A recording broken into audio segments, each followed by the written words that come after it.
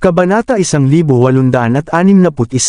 Kalahating araw ang lumipas, at papasok na ang paligsahan sa sagradong lawa sa pinakamatinding yugto nito. Halos 40 kalahok mula sa lahat ng malalaking pamilya sa lungsod ng Nunto ang sumali sa paligsahan, at ang grupo ni Severin ay may kabuoang 11 Level 9 Royal Saint. Ang iba pang kilalang pamilya tulad ng Listholtz at Gars ay may tig-4 o 5 Level 9 Royal Saint, habang ang natitirang mga kalahok ay mula sa mas mahihinang puwersa gaya ng mansyon ng alkalde at iba pang ikalawang antas na mga pamilya. Matapos ang kalahating araw ng laban, 16 na kalahok ang matagumpay na nakapasok sa susunod na yugto. Kapansin-pansin na 8 sa 11 miyembro ni Severin ang nakalusot. Sina Diane, Sheila, at Sofia lamang ang nabigo na umabanti, dahil kakaabot pa lamang nila sa Level 9 Royal Saint. Ang bahagyang mas mahinang antas nila ay naging dehado laban sa mga kalabang kapareho ng lebel. Gayunpaman, naging matapang ang kanilang laban at muntik na silang manalo kung nasa panig lamang nila ang swerte. Mabilis na kumalat sa buong lungsod ng Nunto ang balita tungkol sa kahanga-hangang tagumpay ng grupo ni Severin, at ikinagulat ito ng marami na hindi inaasahang ang isang ikalawang antas na pamilya tulad ng mga Chort o ay may mga Level 9 Royal Saint. Maraming haka-haka ang lumitaw tungkol sa biglaang swerte at lakas ng pamilya, at may ilan pang nagsimulang makipag-usap kay Rory bago matapos ang mga laban sa unang araw. Pagkatapos nito, inanunsyo ni Kyo ang pagsisimula ng ikalawang round, kung saan ang 16 na kalahok ay maglalaban para sa 10 pinakamataas na pwesto. Sinamantala ni Severin ang pagkakataon upang mamahagi ng mga tableta kina Woolrich at sa kanyang grupo bilang paghahanda sa mas matitinding laban na darating. Mas magiging mabangis ang ikalawang round, dahil tanging ang pinakamalalakas na kalahok lamang ang makakaabante. Iisa ang kanilang layunin, ang makuha ang pwesto sa top 10 at ang inaasam na pagkakataong makapasok sa sagradong lawa. Ang makalusot patungong Supreme Saint ang pinakahuling hangarin, at ang sagradong lawa ang tanging posibleng daan upang makamit iyon.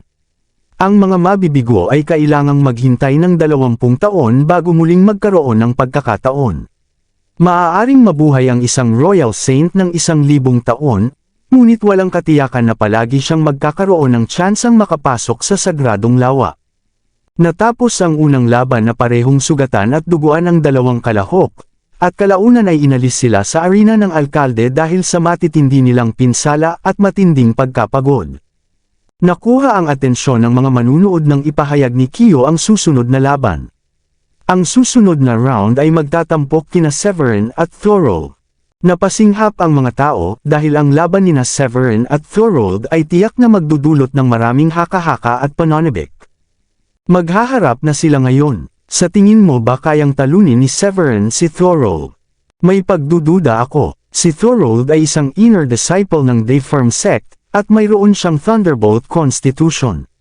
Napakalakas ng kanyang mga teknik na nakabatay sa kidlat, at ang makaharap siya ng ganito kaaga sa ikalawang round ay maaaring masyadong mahirap para kay Severin. Sayang naman, hindi alam ng mga manunood ang tunay na alitan na namamagitan kina Severin at Thorold, ngunit nagsimula na silang maawa sa mahirap na kalagayan ni Severin. Sa pananaw nila, gagawin ni Thorold ang lahat laban kay Severin matapos patayin ng huli ang isa sa mga elder ng Gar sa nakaraang round.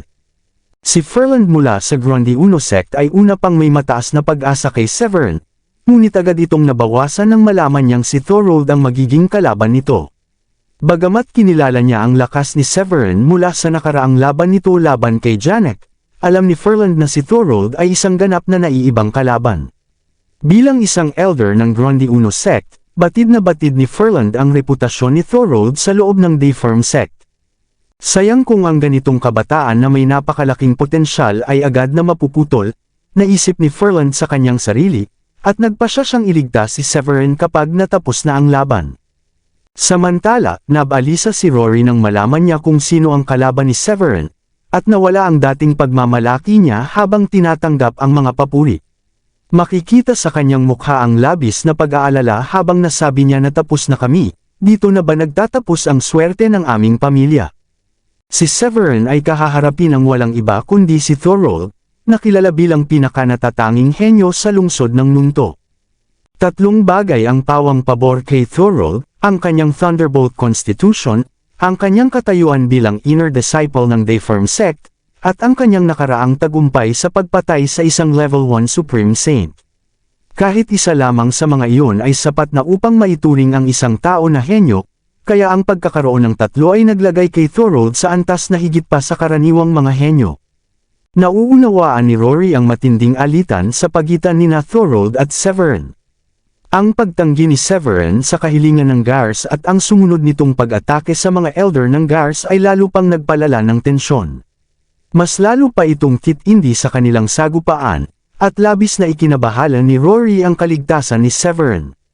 Kung tutusin, ang mga pagsisikap ni Severin ang dahilan kung bakit umabot sila ng ganito kalayo sa paligsahan. Pinunasan ni Rory ang pawis sa kanyang noo at iminungkahi kay Severin na marahil ay maaari na lamang siyang sumuko sa pagkakataong ito. Umiling si Severin bilang tugon sa balisang pakiusap ni Rory. Bahagya siyang ngumiti bago umangat sa ere at dumaong sa arena. Si Thorold naman ay tumayo rin mula sa waiting area at lumapag sa tapat ni Severin. Nang parehong handa na ang dalawang kalahok, idineklara ni Kyo na magsimula na ang laban. Biglang naging mabigat ang atmosfera. Tahimik na nakatayo si Severin sa ring habang nakatutok ang kanyang mga mata kay Thorold. Ganoon din ang ginawa ni Thorold, ngunit ang kanyang matalim na tingin ay puno ng hangarin na pumatay. Hindi niya inaasahang may taong tatanggi sa kanyang imbitasyon at maglalakas loob pang saktan ang kanyang mga tauhan.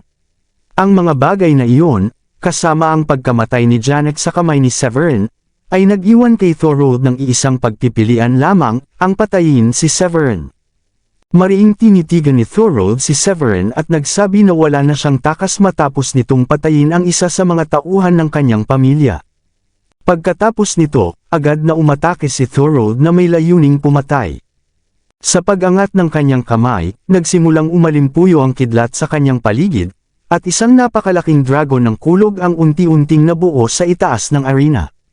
Ang target ng dragon ay walang iba kundi si Severin. Hindi natinag si Severin at buong kumpiyansang sumagot na makikita natin. Itinaas niya ang kanyang espada at humakbang pasulong upang maglunsad ng isang hiwa.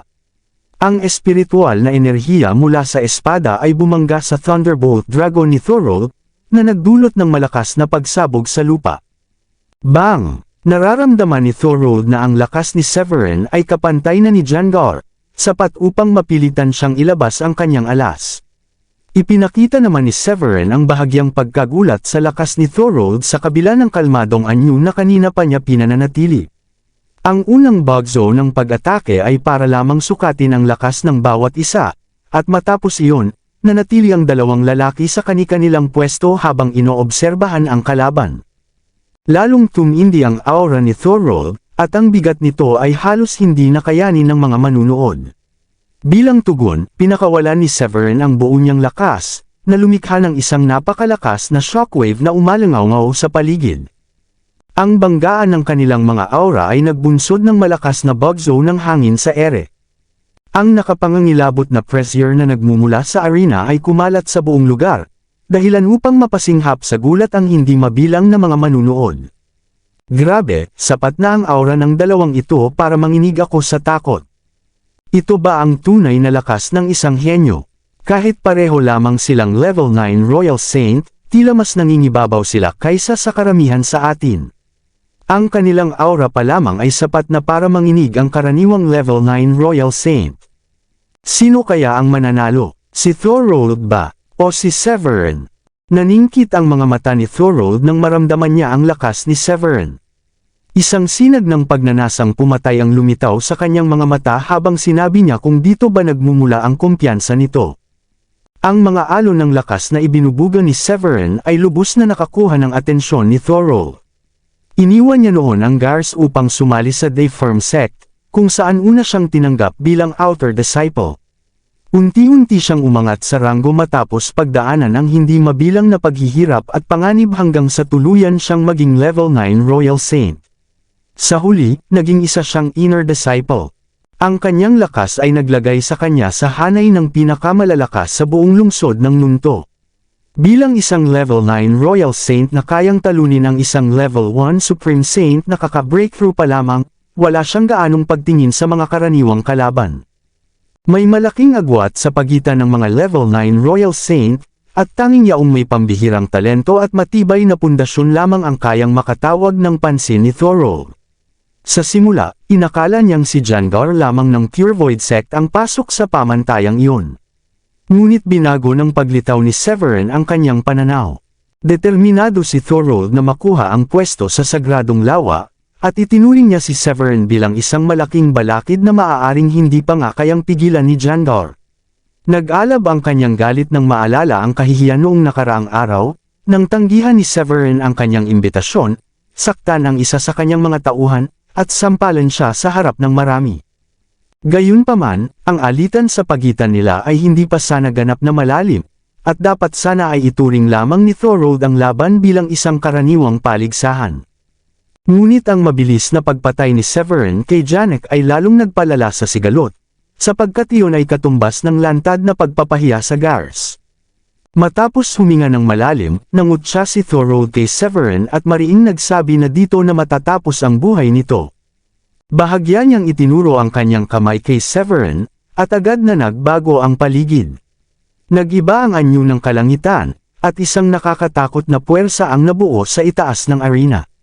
Isang ilusoryong kamay na kumikislap sa kidlat ang bumagsak patungo kay Severin sa napakabilis na bilis.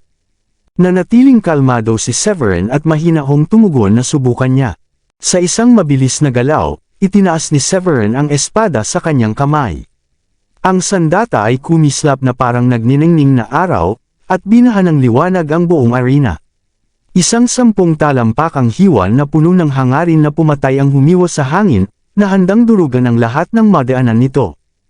Isang matinis na ugong na parang hampas ng hangin ang lumitaw ng magsalpuko ng espada at ang palad. Isang malakas na pagsabog ang umalangaw, at ang shockwave ay sumirit paitaas, na binutis ang mga ulap sa taas na ilang libong metro sa himpapawid.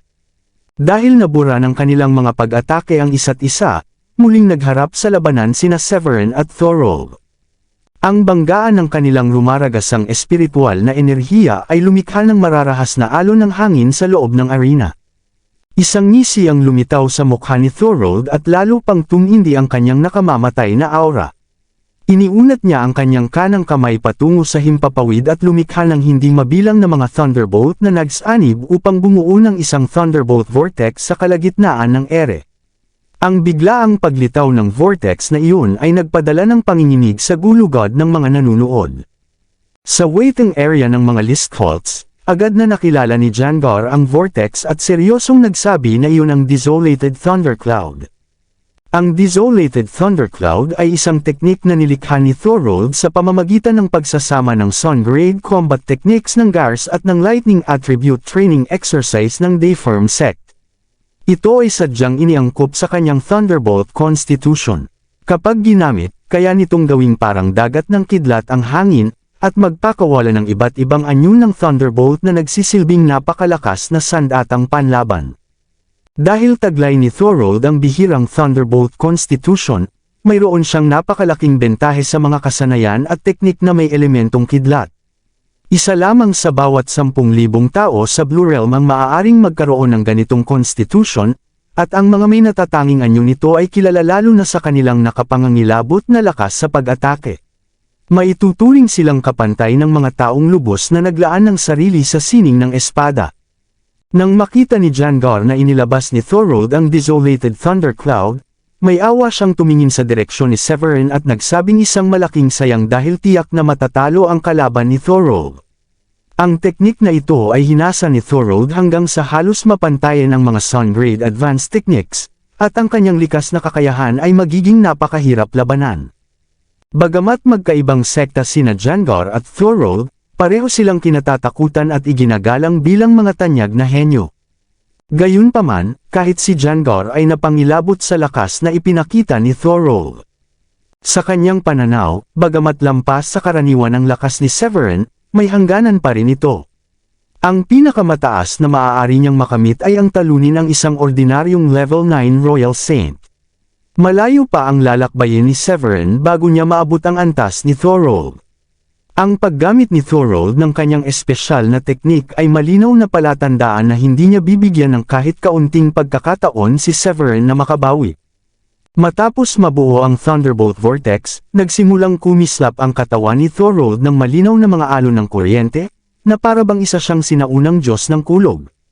Isang di mapipigilang aura ang umalpas mula sa kanya at bumalot sa kalangitan sa itaas ng arena.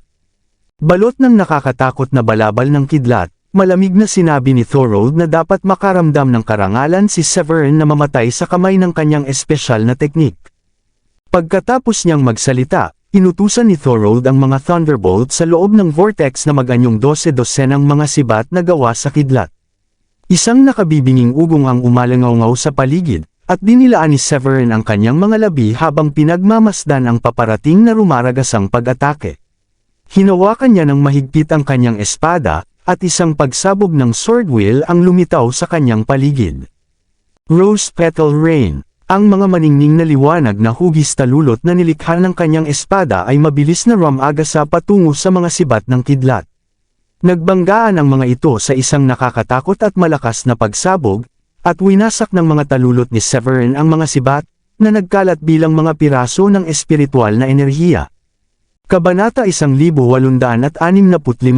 Ipinakita ng Rose Petal Rain ang tunay nitong kapangyarihan habang winuwasak ng mga talulot ang 12-dosenang mga sibat ni Thorold. Pagkatapos noon, nagpatuloy ang mga talulot sa pagragasa patungo kay Thorold. Kasunod ng mga kidlat at kislap na nilikha ng mga pagsabog, biglang naningkit ang mga mata ni Thorold nang maramdaman niya ang papalapit na panganib.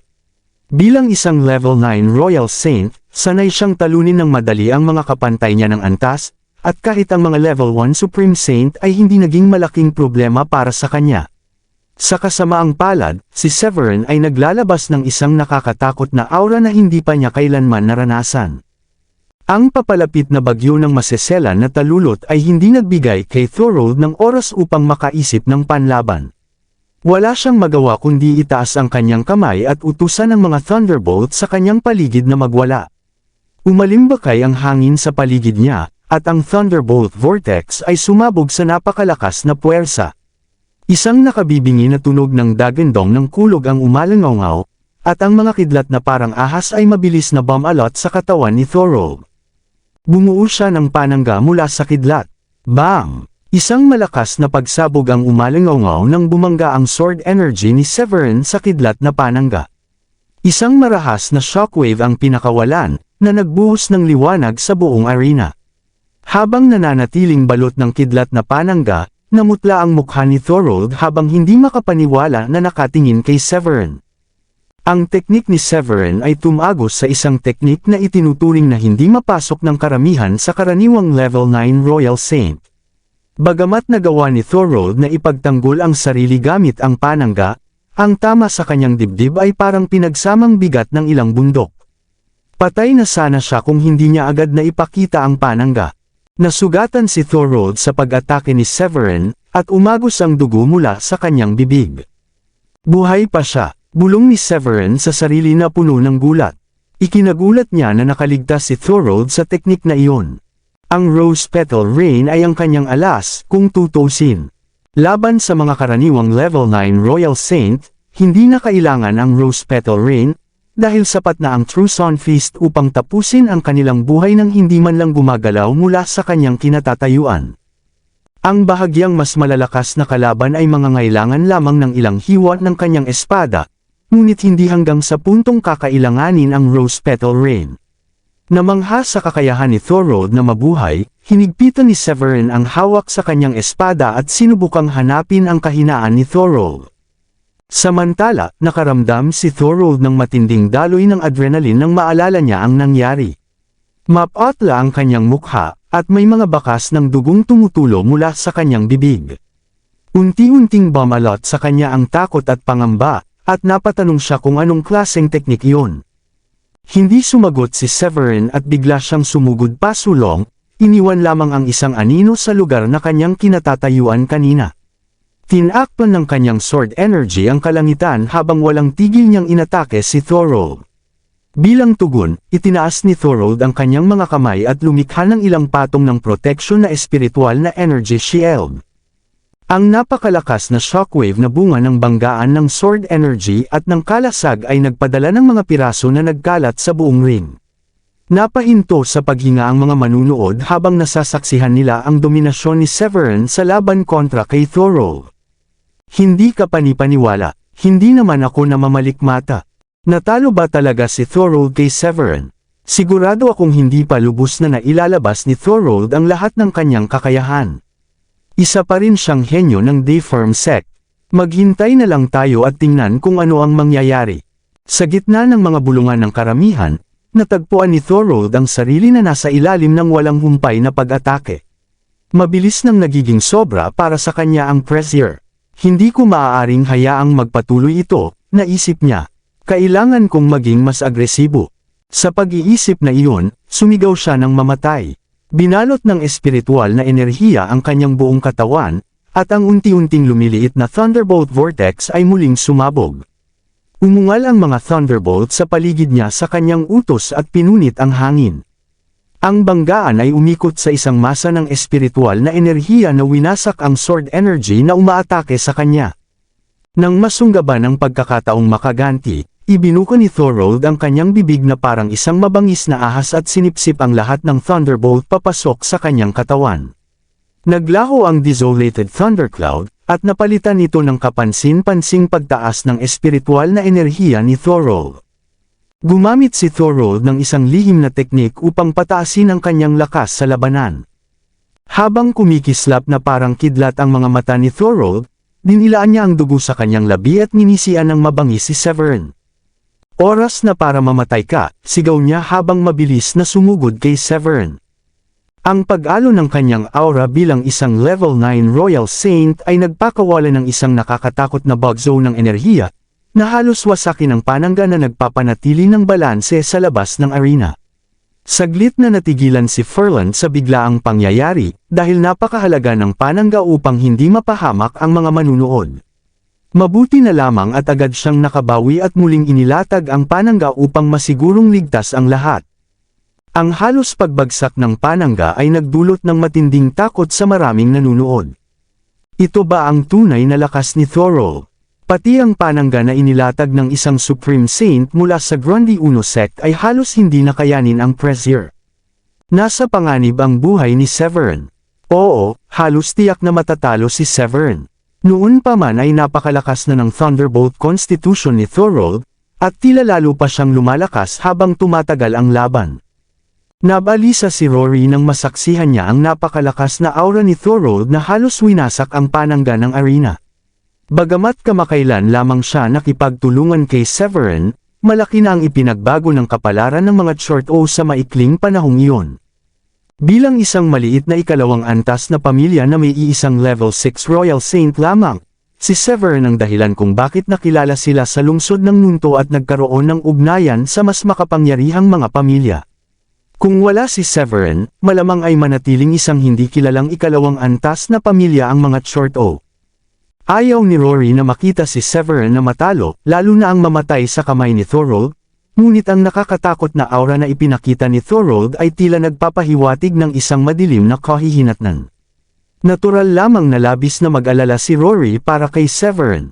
Seryoso ang mga mukha ni na Woolrich at ng iba pa sa grupo, habang puno ng pag-aalala sina Diane at ang iba pang mga babae para kay Severin. Sa loob ng arena, umiling si Severin habang tinitingnan ang walang ingat na pagsugod ni Thorold. Ikaw ang humihingi niyan, kaibigan. Sanay si Severin sa malapitan na labanan gamit ang True Sun Fist at ang Gigantic Hand Crusher. Umasa si Thorold sa Desolated Thundercloud at sa mga pag-ataking gamit ang kidlat, at bagamat medyo mahirap iyon para kay Severin, mas angkop pa rin sa kanya ang tuwirang sagupaan. Habang sumusugod si Thorold, iwinasiwas ni Severin ang kanyang espada at muling pinakawalan ang Rose Petal Rain. Kasabay nito, sumugod siya na parang tigre at ginamit ang kanyang mga kamao upang bumuo ng isang nagliliwanag na selyo na kahawig ng maliwanag na araw.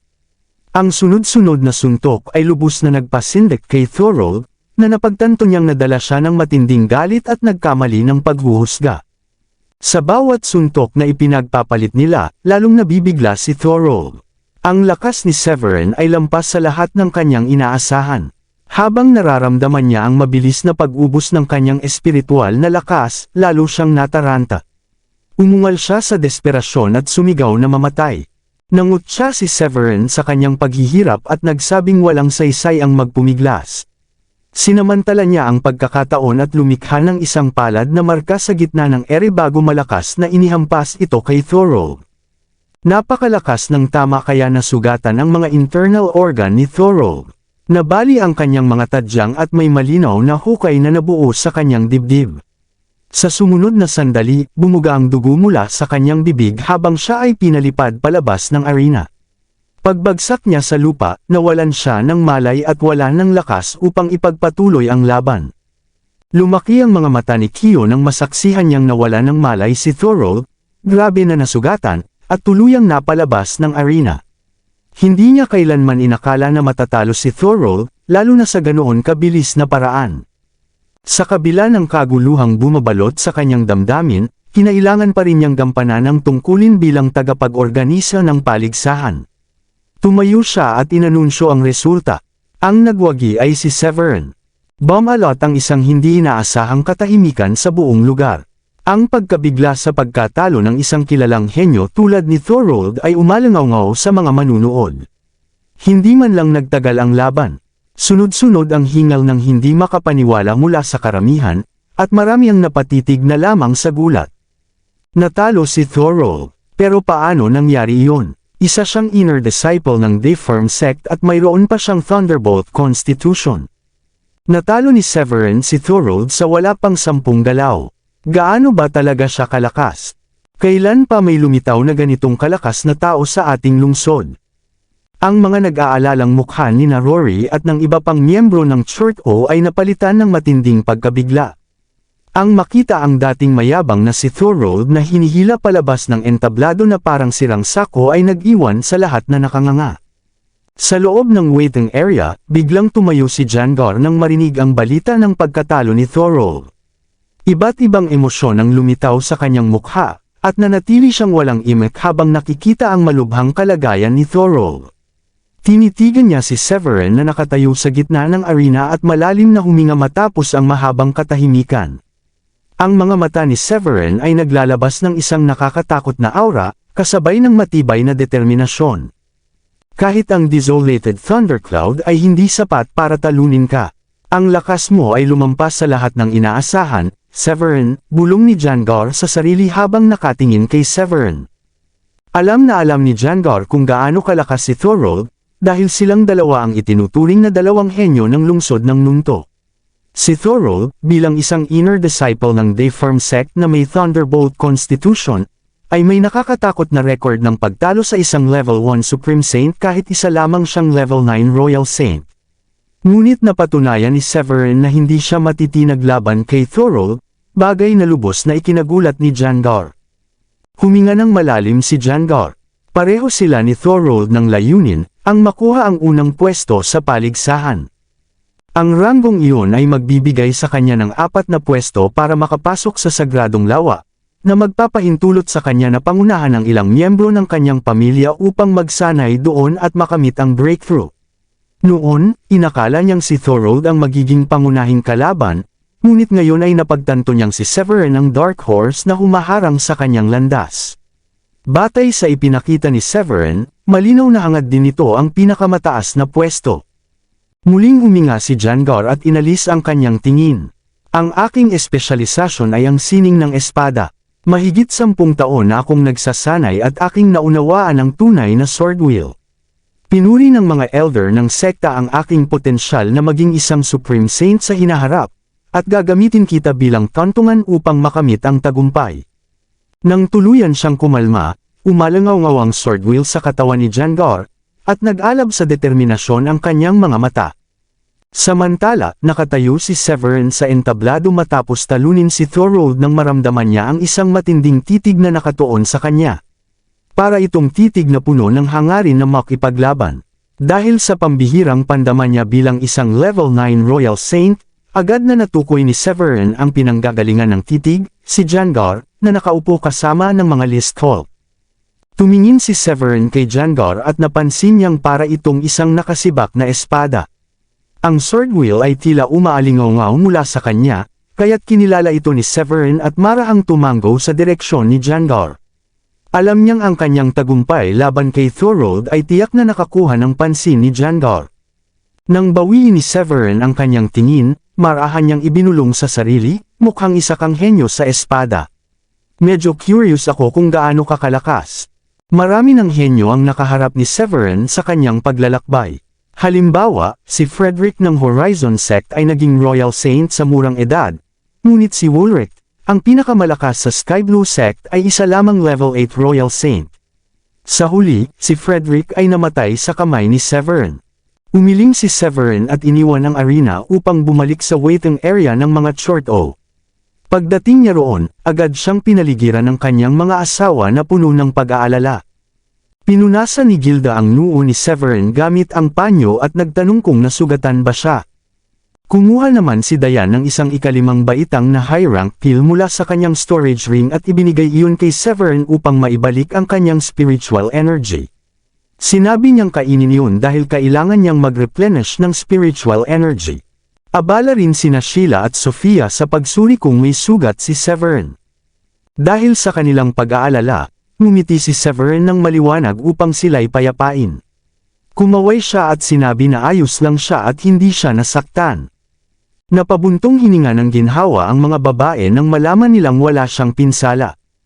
Samantala, tiningnan naman ni Rory at ng mga Chorto si Severin na may halong paghanga, pagkabigla, pagtataka, at tuwa. Nang una nilang malaman na isa siyang level 9 Royal Saint, labis silang nagulat sa kanyang tunay na antas. Kahit paunti-unti na silang nasanay sa lakas ni Severin matapos makita ang kanyang mga ipinakitang kakayahan, nagulat pa rin sila nang matalo niya si Thorold. Hindi nila inakalang mas malakas si Severin kaysa kay Thorold. Kitang-kita ang gulat at saya sa mukha ni Rory habang naghahain siya ng mainit na tsaa kay Severin. Gumamit pa siya ng telekinesis upang ilapit ang isang upuan at inanyayahan si Severin na umupo. Magalang na nakiusap si Rory na umupo si Severin at uminom ng tsaa. Ngumiti si Severin at sinabing hindi na kailangang gawin iyon para sa kanya. Tinanggap niya ang tsaa at umupo sa upuan, tahimik na ibinabalik ang kanyang spiritual energy habang pinagmamasdan ang nagpapatuloy na torneo. Habang sumusunod ang mga laban, lalong tumitindi ang kompetisyon. Tinawag sa arena sina Wulrich at ang mga matatanda para sa kani-kanilang mga laban, at nakamit nila ang tagumpay matapos ipakita ang kanilang matinding lakas. Inasahan na ni Severin ang kanilang pag-usad dahil ang kanilang pagiging veterano noong nasa Sky Blue Sect pa sila ay patunay ng kanilang kakayahan. Bagamat maaaring mahirapan silang talunin ang mas mataas ang antas, kaya pa rin nilang manalo laban sa mga kapantay nila. Tinapos ni Jangar ang huling round ng mga laban sa pamamagitan ng isang matinding tagumpay laban sa kanyang kalaban, at dito nagtapos ang ikalawang round ng torneo. Maraming salamat sa lahat ng sumusubaybay. Please subscribe and follow my YouTube and Facebook channel, Filipino Novel. Maraming salamat po. Matapos ang ikalawang round, tumayo si Kyo at inanunsyo ang listahan ng mga taong kwalipikado. Ang mga nakapasok mula sa round na iyon ay ang 7 kalahok mula sa panig ni Severin, pati na rin ang 2 mula sa Listholp, si Jangar at ang dakilang elder na si Germain. Sa isang malas na pangyayari, nabigo ang mga Gar na makuha ng huling natitirang pwesto, na napunta sa honorary elder ng mansyon ng alkalde. Matapos anunsyo na nakapasok ang grupo ni Severin, sumabog sa masiglang talakayan ang buong venue. Paano naging ganoon kaswerte ang mga Chorto? 7 sa 11 kalahok nila ang nakapasok sa final round. Narinig ko na sina Wulrich at ang iba pa ay mga matatalik na kaibigan ni Severin. Sok, saan ba sila nanggaling? Grabe ang lakas nila. Nakakuha na sila ng 7 pwesto kahit katatapos lang ng ikalawang round. Hindi ba magiging 11 ang pwesto ng mga Chorto sa Sacred Lake kapag nakuha ni Severin ang unang pwesto? Malakas man si Severin, wala pa ring kasiguraduhan na siya ang mag-uuwi ng unang pwesto. Kailangan pa niyang harapin si Jangar, at hindi pa sila nagkakaharap. Sa gitna ng iba't ibang reaksyon sa venue, may mga nainggit sa swerte ng grupo ni Severin. Ang iba ay umaasa sa patuloy niyang tagumpay, habang ang ilan naman ay minamaliit ang kanyang tsansa. Gayunpaman, ang mga usapang iyon ay walang magiging epekto sa kung ano ang naghihintay sa kanila sa ikatlong round ng torneo. Ang ikatlong round ay naiiba sa mga nauna dahil layunin nitong tukuyin ang tatlong pinakamataas na pwesto. Ang 10 individual na nakapasa sa ikalawang round ay mayroon ng access sa Sacred Lake, ngunit ang makakakuha ng unang pwesto ay magkakaroon ng 4 na pwesto, habang 3 naman ang mapupunta sa pangalawang pwesto. Dahil dito, lalong naging matindi ang kompetisyon para sa mga inaasam na pwestong iyon. Dahil nakalkula na ni Severin na sigurado na ang 7 pwesto ng kanyang grupo, tinalakay niya ang angkop na estratehiya kasama si Woolrich. 13 pwesto ang kailangan, 12 para sa grupo ni Severin, at isa na ipinangako niyang ibibigay sa mga short O. Sinabi ni Woolrich na mayroon na silang 7 pwesto, kaya 6 na lang ang kulang. Dapat umabanti si Severin sa unang pwesto, habang gagawin naman nila ang lahat para makuha ang ikalawa at ikatlong pwesto. Agad na sumang-ayon si Severin at sinabing magandang plano iyon. Buo ang tiwala niya na kakayanin ni Woolrich at ng iba pa ang sitwasyon. Sa itaas ng viewing platform, nilinis ni Kyo ang kanyang lalamunan bago inanunsyo ang pagsisimula ng ikatlong round. Habang bunutan ng kapareha ang mga kalahok, tila nagsimula ang malas ng mga list fault nang mabunot ni Jermaine si Severin. Samantala, si Jangor ay napaharap sa isang honorary elder mula sa mansyon ng alkalde. Ang natitirang mga laban ay sa pagitan ni Woolrich at ng iba pang mga elder. Sinabi ni Woolrich na tila nasa panig nila ang kapalaran na ikinatawa ni Severin. Nang magsimula ang torneo, ang mga laban ni Woolrich ay parang isang palabas lamang, dahil may mga kalaban na agad na sumuko ng hindi man lang lumalaban. Dahil sa tila planadong takbo ng kanilang mga laban, maraming manunood ang nainggit. Samantala, ang mga list fault, lalo na si Jangor ay labis na nabigo sa naging resulta ng mga napiling kapareha.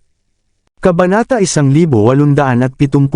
Naglaan si Jangor ng napakalaking pagsisikap upang masiguro na kahit 2 tao mula sa mga list fault ay makakapasok sa ikatlong round. Sa kasamaang palad, pabor sa grupo ni Severin ang mga nabunot na kapareha. Nakatalaga si Severin na harapin si Jermaine sa laban na inaasahang panalo na siya. Matapos patunayan ni Severin ang kanyang lakas sa pamamagitan ng pagkatalo kay Thorold, tiyak na siya ang mananalo. Samantala, si Jangor ay napaharap sa isang honorary elder mula sa mansyon ng alkalde, laban na tiyak rin niyang panalo. Sa madaling salita, tila isang outsider si Jangor sa kompetisyon kung saan ang malinaw na mananalo ay ang grupo ni Severin. Labis siyang nagalit dahil para bang wala ng saysay ang pagpapatuloy ng mga laban. Ngunit, kailangan pa rin niyang sundin ang proseso at harapin ang kanyang kalaban. Alam ng honorary elder mula sa mansyon ng alkalde ang mangyayari at sumuko na, dahil wala ng karagdagang maglalaban matapos makuha ang isang pwesto. Ganun din ang ginawa ng kalaban ni Severin. Ngunit bago umalis si Severin, biglang hinamon siya ni Jangor ng lantaran. Huwag na tayong bumunot ng kapareha. Karamihan sa mga kalahok dito ay sa grupo mo rin. Maglaban na tayo, ikaw at ako. Ang mananalo ang unang pwesto. Kaya mo bang tanggapin ang hamon? Ngumisi si Severin. Bakit hindi ko tatanggapin? Ninais ni Jangor na pabilisin ang kompetisyon sa pamamagitan ng direktang hamon kay Severin para sa unang pwesto, isang mungkahi na matagal nang inaasahan ni Severin. Nang marinig ito ng mga manunood, agad silang nabuhayan ng sigla. Narinig niyo ba yun? Tinanggap ni Severin. Sino kaya ang mananalo sa nakakabiglang laban na ito? Tila mas malakas si Jangor kaysa kay Severin. Siya ang henyo ng Pure Void Sect. Hindi niyo ba narinig ang kanyang kamangha-manghang nagawa sa pagpatay sa halos 10 level 9 Royal Saints? Kahit ang isang Supreme Saint na kaka-breakthrough lang ay mag-iisip ng 2 beses bago lumaban sa kanya. Hehe, magaling man siyang magsalita, pero sa palagay ko mas malakas si Severin. Tingnan niyo si Thorold bilang halimbawa. Depende, sa aking palagay ay 50-50. Pwede ang panalo kay Jangor o kay Severin. Ang kakayahan ni Jangor ay lampas sa kanyang mga kapantay, at ang mga swordsman ay mas malakas kaysa sa karamihan ng iba pang uri ng mandirigma. Tandaan din natin na sapat ang lakas ni Severin upang talunin ang mga kapantay niya nang hindi nahihirapan. Nag-usap-usap ang mga manunood tungkol sa kung sino ang mananalo sa inaasahang showdown sa pagitan nina Severin at Jangar. Iba-iba ang opinyon, ngunit lahat ay sumasang-ayon na magiging kapana-panabik ang laban. Matapos tanggapin ni Severin ang hamon, tumingin si Jangar kay Kyo at Ferland sa viewing platform. Nais malaman ni Ferland kung sino ang mas malakas, si Severin ba o si Jangar. Ngunit sa kaibuturan ng kanyang puso, nagkaroon siya ng magandang impresyon kay Severin at nanag ang kagustuhan na manalo si Severin. Hinaplos ni Ferland ang kanyang balbas at tumingin ng matindi kay Severin sa arena. Marahan niyang ibinulong, kung mananalo ka, gagawin ko ang lahat upang mapasali ka sa Grande Uno Sect. Hindi alam ni Severin ang intensyon ni Ferland, ngunit nanatili siyang matatag sa arena na may kalmadong ekspresyon. Ang ugali niyang iyon lamang ang lalong nagpalala sa galit ni Jangar, kaya't hinugot niya ang kanyang espada at nagpakitang gilas sa kanyang sword energy na ikinilig sa takot ang mga manunood.